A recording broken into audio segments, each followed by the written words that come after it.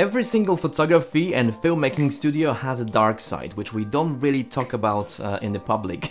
While we mainly use cameras, lenses and lamps, every single one of us has a secret drawer filled with hard drives and a mess of cables.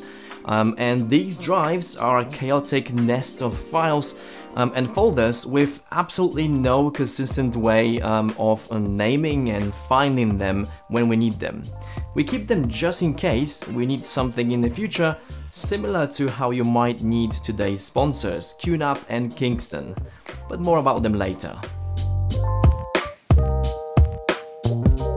I must admit that this video and what I'm about to do today is long overdue because this chaos in front of me is how I used to work, or how I worked until today, with my work scattered everywhere, with zero structure to be able to find anything. If you ask me to find something very specific like a photo or a clip from a year ago, it would take me hours, if not days, to find this data, assuming that all these drives actually work, which I suspect some of them don't. I happen to have many years of IT experience and I set up my own file server, which you can see over here, but what I don't have is the time and patience to maintain it, and in result, as you can see, it broke. And of course it broke mid-project, so data that I need is still on it. To get it, I need to spend a few hours fixing it. But even then, there is no guarantee that these drives actually work and the data is still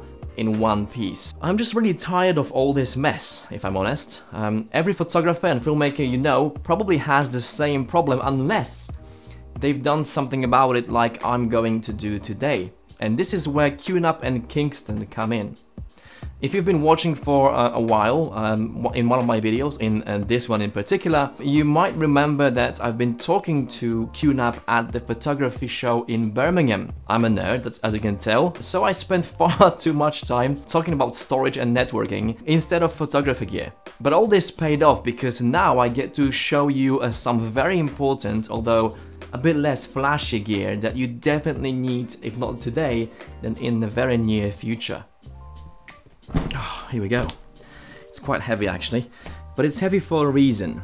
This box contains a NAS from QNAP, and you have to know that NASes these days are not just what you think they are.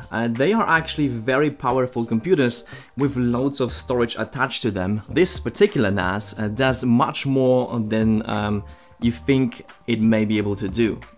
With the Thunderbolt 4, Mighty Thunderbolt! It offers lightning fast data transfer, perfect for handling massive files like 4K or even 8K videos. And I have a big and complicated plan for this device, but more about this later. Let's open this up and see what's inside. Right, so as you may expect, at the top we have the manual and all the other documents that we are definitely going to use and read thoroughly later. Let me get this machine out because it's quite big and heavy. And let me tell you, you should not open anything like I just did. I'm only doing this because I don't have enough space for everything. So I'll just get rid of all this mess around the device. So this is the QNAP TVS H874T, which is an 8-bay NAS with features made for a small office and kind of a desk or right next to your desk usage.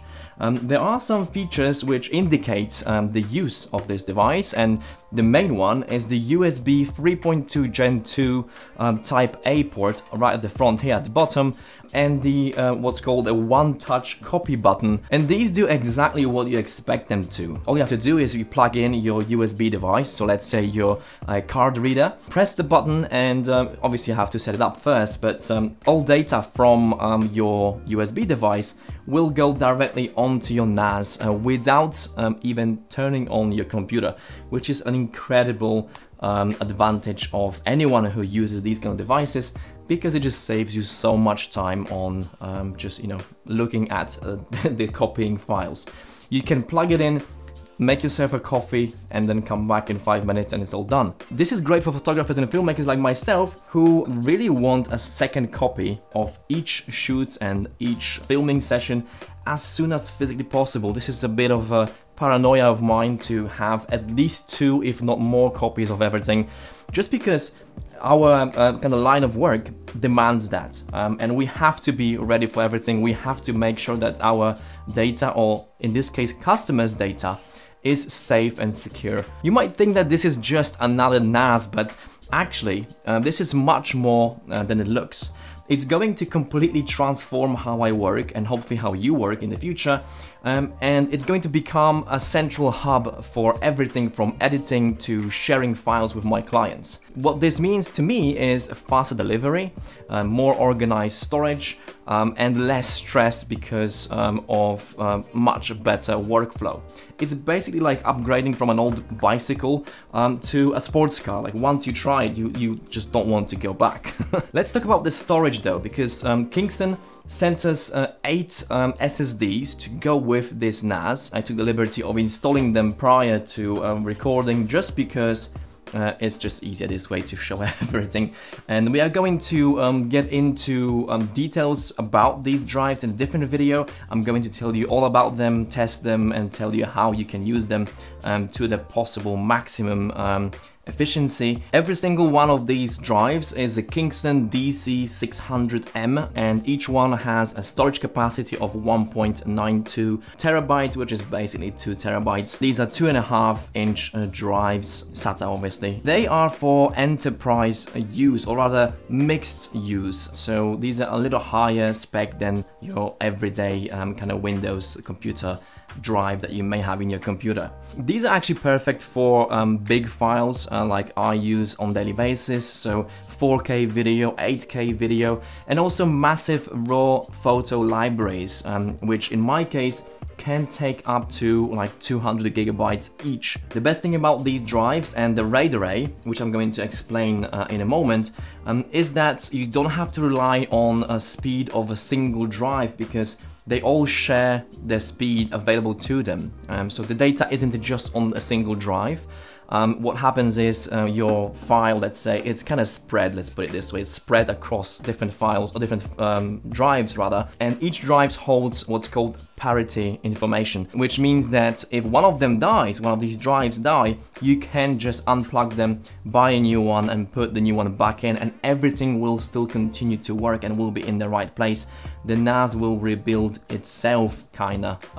It's more complicated than this, but today this is the extent we are going to go to explain this. So to summarize, these drives are absolutely solid, pun intended, and just what you need when you are dealing with critical customer data. Let's do a bit of a peel to appeal you guys. Let me show you how this can be satisfying as hell. So here you go.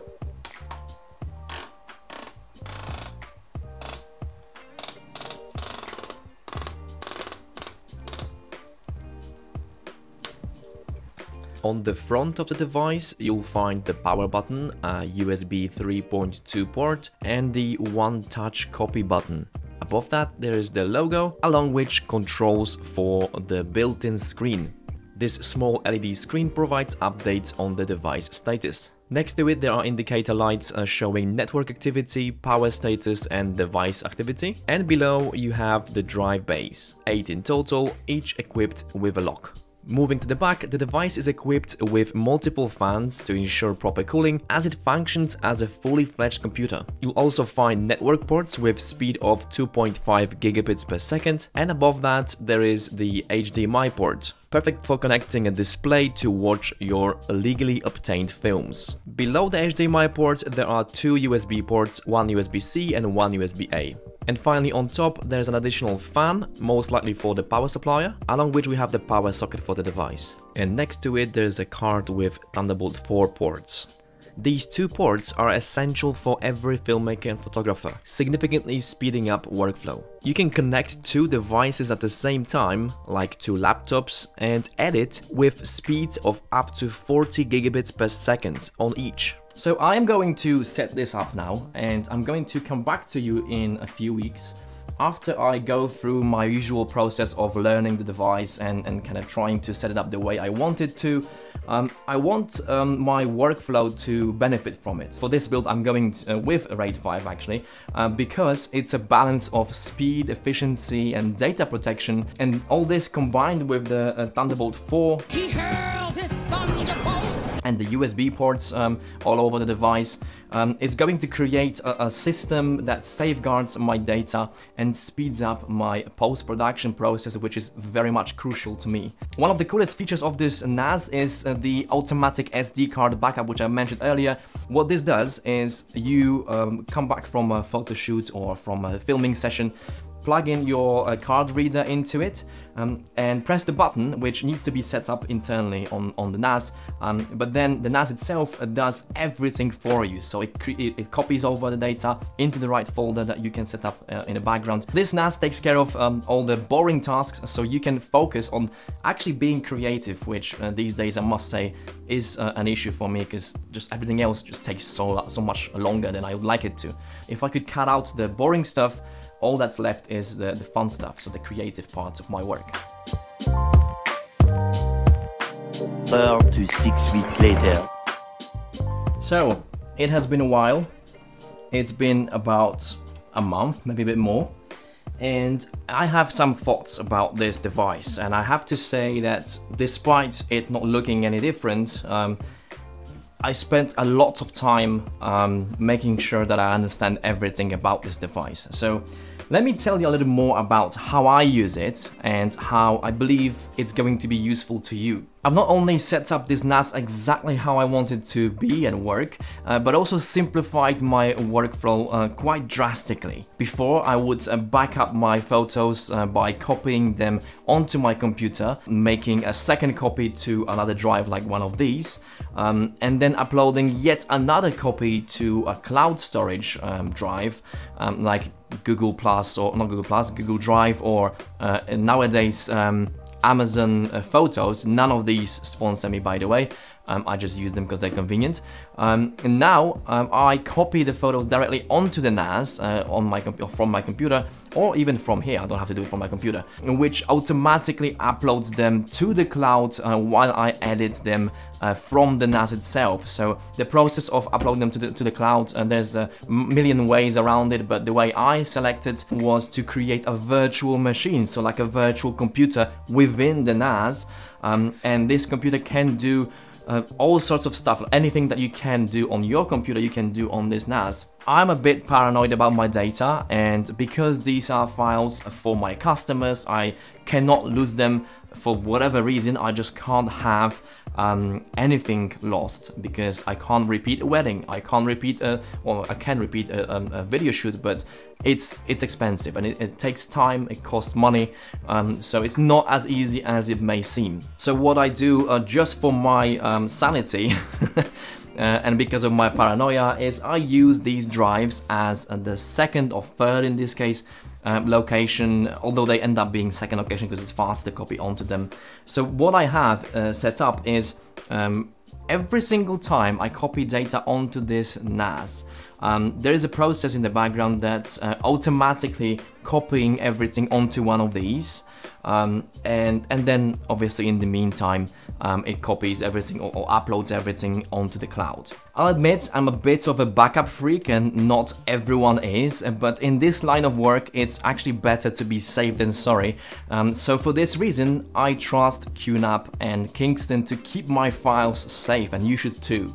And this video was brought to you by QNAP and Kingston, who provided this incredible NAS and the super fast drives for it, and I couldn't have done this without their support along the way. So please do show them some love in the comments below, and check out the links in the video description to learn more about this incredible equipment and where you can buy it.